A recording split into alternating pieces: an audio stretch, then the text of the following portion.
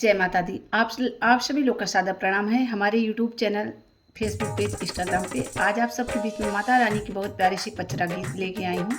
हमारे गीत आप सबको पसंद आए तो हमारे वीडियो को ज़्यादा से ज़्यादा शेयर करें। जय माता दी।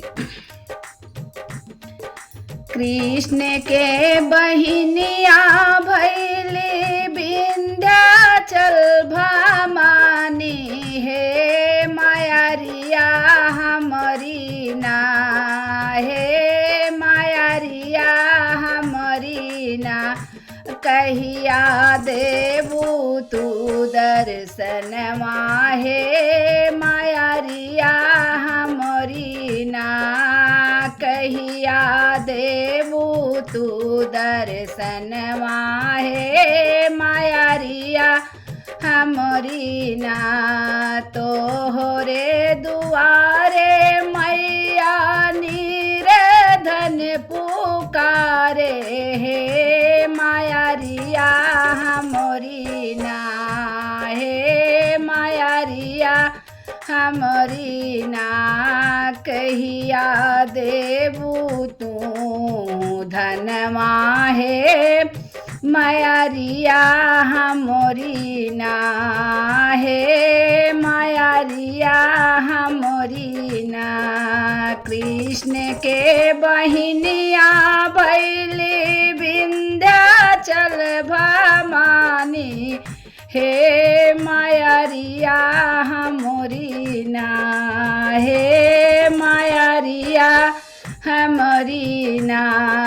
तोहरे दुआरे मैया लांगड़ा पुकारे, हे मायारिया हमारी ना, हे मायारिया हमारी ना। कहिया देवू तू पायरवा, हे मायारिया हमारी ना, हे मायारिया हमारी ना। कृष्ण के बहिनिया भैली विंध्याचल भवानी, हे मायारिया हमारी ना, हे मायारिया हमारी ना। तोहरे दुआरे मैया बाझिन पुकारे, हे मायारिया हमारी ना, हे मायारिया हमारी ना। कहिया देवू तू लालनवा, हे मायारिया हमारी ना, हे मायारिया हमारी ना।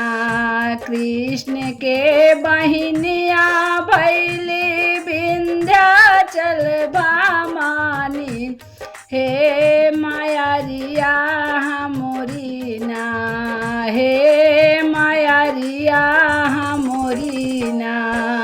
जय माता दी।